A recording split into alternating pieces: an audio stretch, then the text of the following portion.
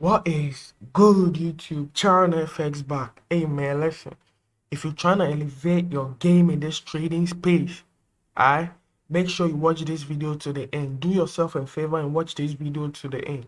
If you haven't yet subscribed, make sure you hit that subscribe button. Alright? And if you're also interested in enrolling my one-on-one mentorship, just DM me on Instagram at CharonFX. The link is in the description below. Alright? So with that being said, let's just get to business.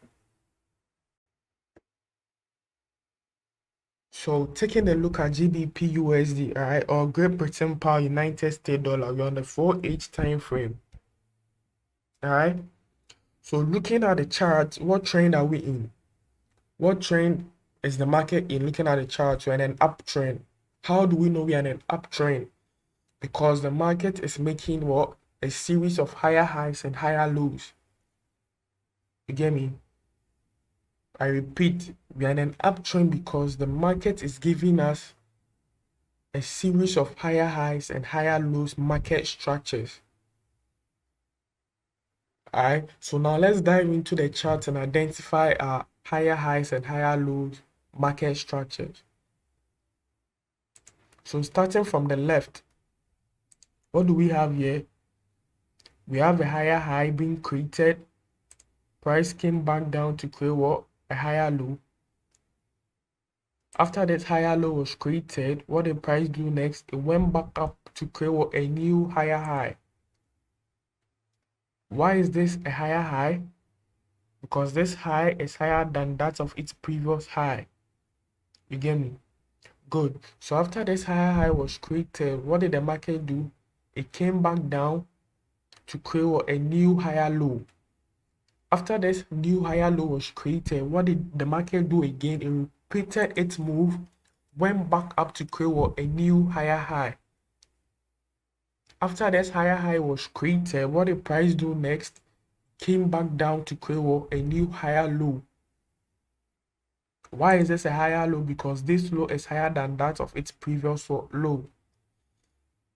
Good.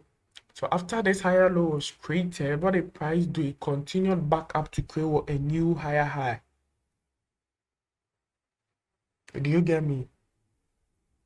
Alright, so after this higher high was created, what did price do again? It came back down to create a new higher low. Why is this a higher low? Because this low is higher than that of its previous low. Do you understand? Alright, so after this higher low was created, what did price do next? It came back up, came back down to create a new higher low.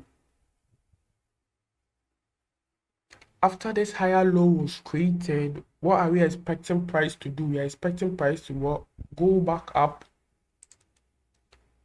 and create a new higher high. Why is this a higher high? Because this higher high is higher than that of this high, or is higher than that of its previous high. So after this higher high was created, what did price do? It came back down to create a new higher low.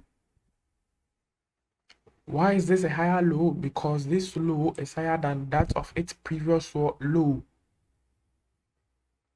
So after price created this higher low, what did it do again? It came back up to create a new higher high.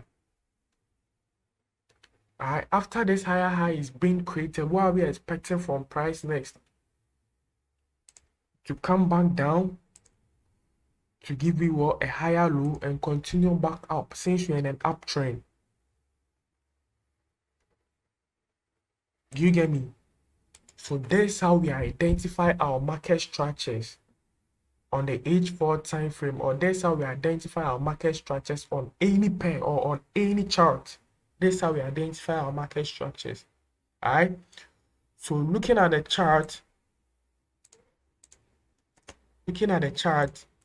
where is price trading within? You can see that price is trading within this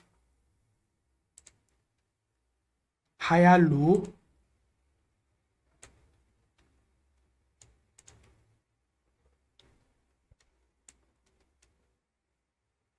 good. we can see that price is trading within what? This higher low and this higher high. Alright?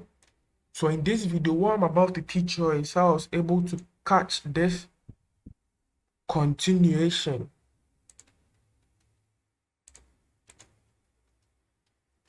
on GBP USD. I'm about to teach you guys how I was able to catch the continuation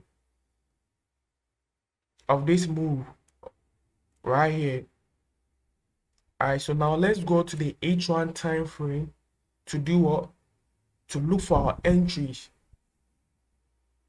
You get what I mean? After we've identified our market structures on our H4 time frame, what we do is we go down to a lower time frame, which is our H1 time frame, to look for what? To look for our entries, so we can also ride the trend. Do you get me? Good. So now let's go to our H1 time frame to look for our entries. So coming down to the H1 time frame, right? What do we need to do first? Same thing we did on the H4 time frame. Alright, we first need to identify our H1 market structures. We've already established that our H4 was what? Was bullish. Why? Because it was giving us a series of higher highs and higher lows. So that's what we are expecting on the H1 time frame. We are also expecting the H1 to be bullish.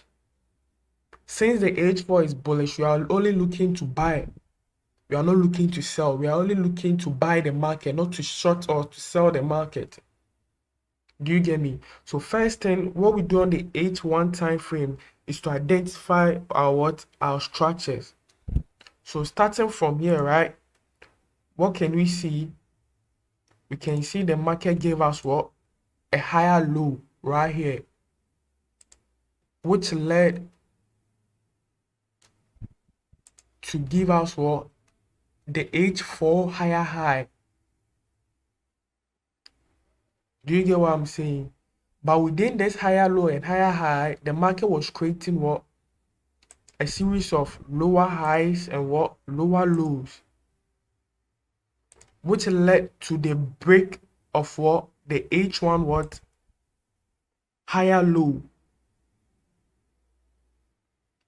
Do you get me? Let me go over.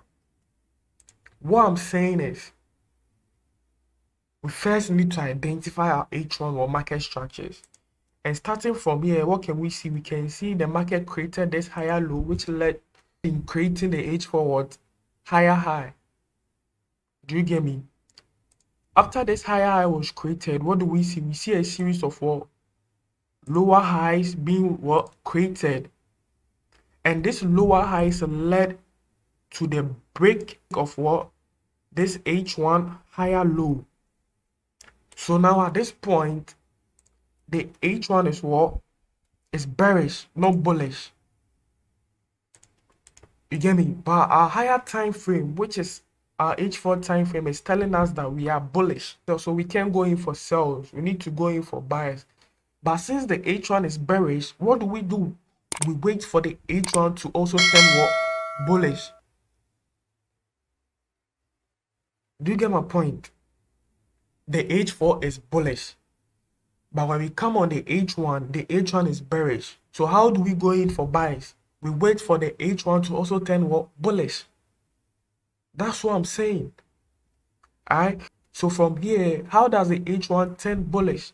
All what we need to do is to wait for price to come above and close above our H1 what? Lower high. Do you get what I mean? I repeat, how does the H1 turn bullish? The H1 turns bullish by coming back up to break above its previous lower high to create a new higher high. After this higher high is created, what do? We wait for a retest of this lower high, which is serving as a resistance. So we wait for a retest of the lower high as a support, and we buy the market back to the upside. Do you get what I'm saying? Good. So now let's play the market to see if we get what we just said.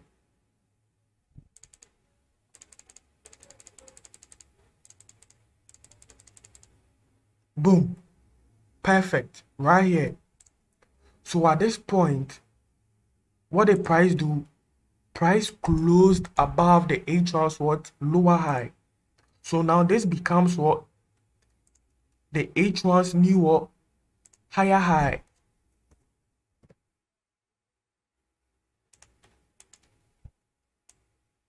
Do you all get me? And this higher high signifies what? A bullish market structure. I remember this lower high is also serving as a what? As a resistance.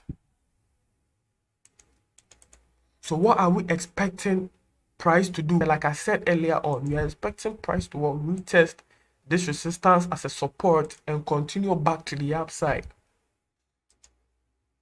Alright, that's why I said, and if you are to extend our zone, our resistance zone to the left side, we realize it cuts through all this resistance. So there's a resistance, there's a resistance, there's a resistance, there's a resistance. You get me? So there's a very strong zone for price to retest or for price to bounce off and continue to the upside. So after we've had our shift in structure on the H1 time frame, what do we do? What do we wait for? We wait for a retest of our resistance and get a confirmation candle, then go in for our buys. Do you get me? Good.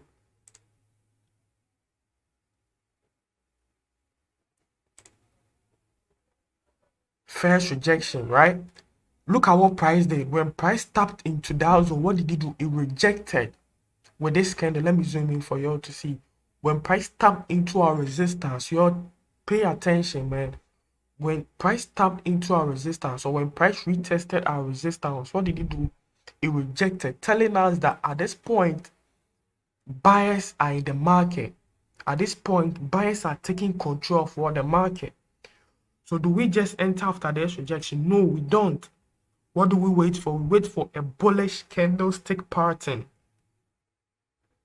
I repeat. Do we just take our buys after we get a rejection? No. But then what do we wait for? A bullish or candlestick confirmation. Then we go in for what? Buys. Alright. So let's continue to see if we get a bullish candlestick confirmation. Boom. Right here. Right here. Who can tell me what candlestick is this? This is what we call a bullish engulfing candlestick. Why is this a bullish candlestick? Because the volume of this candlestick is more than the volume of this bearish candlestick. You get it? So now we say it's engulfing the other candle. It's engulfing the red candle, which signifies our bearish candle. You get me? So this signifies that at this point, at this exact point, buyers are in control of the market. So after we get this bullish candlestick, that's what we do. What we enter the trade. We go in for buys, right?